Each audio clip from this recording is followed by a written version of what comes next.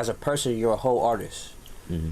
But when did you decide to actually make a living and money off of it?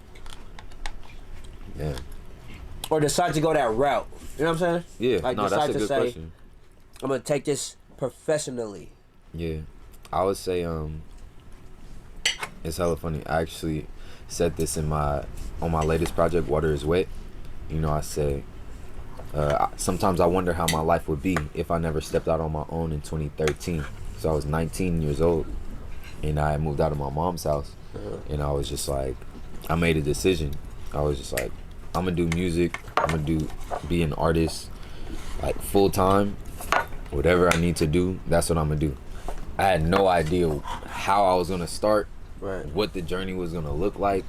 I was just like, I'm gonna do it and figure it out along the way, you know. So I was like 19 years old. And what would you say gave you that confidence? You know, because to do something full-heartedly, take confidence in something. I think I just always just had a big imagination, and you know, growing up with my mom, my grandparents, they always told me, you know, you can do anything you set your mind to. Oh, they encouraged it? I don't say they necessarily always encouraged me doing music, you know what I'm saying? But like, So they didn't think you could set your mind to do music? no, I'm not saying that. I'm literally saying the opposite of that. They taught me I can do anything I set my mind to. Right. So for me, I was like, I want to do music. I'm setting my mind to do this. I want to be an artist and be successful in that. And so that's what I put my mind to. Did they encourage you on that particular path? I would say they encouraged me more so to like focus on my education, you know? And I feel like when my desire to be an artist came into conflict with me doing my education, you know, it wasn't encouraged as much.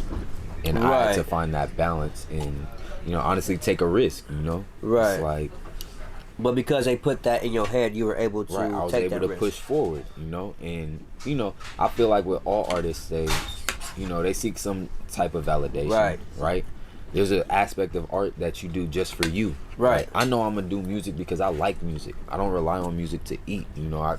I make a living other ways, you know what I'm saying? So I can still enjoy what I do because that's my passion. Right? But it's like... So who would you say in your early days gave you that validation to actually encourage you to keep going and doing that when it was hard? You know what I'm saying? Like when people said, nigga, you ain't going to school, you ain't making no money, fuck your music and fuck your art. You can't really do everything I said you could do. You can only do what I think you could do.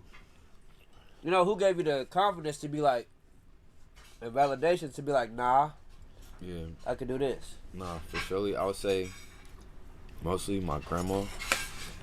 My grandma definitely inspired me, you know, the most. And because she was an activist, you know, she fought for a lot of people. She, you know, helped a lot of people, mentored a lot of people that, you know, you see now, you know, City Hall, all over the city, doing organizations that are providing services for underserved communities and folks that get overlooked and don't have a voice or don't know where to go. You know, she pushed for a lot of that. And so she instilled that within me and my siblings. You know, you got to stand up for what you want. Right. You got to use your voice because it's powerful, you know, when you know how to use it responsibly.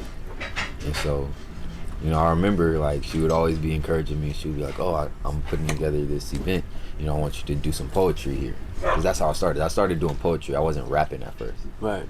Like, I was singing, and then I did poetry. And then I was like, ooh, I like rapping. So that's how I got into that in high school. But, like, yeah. What would you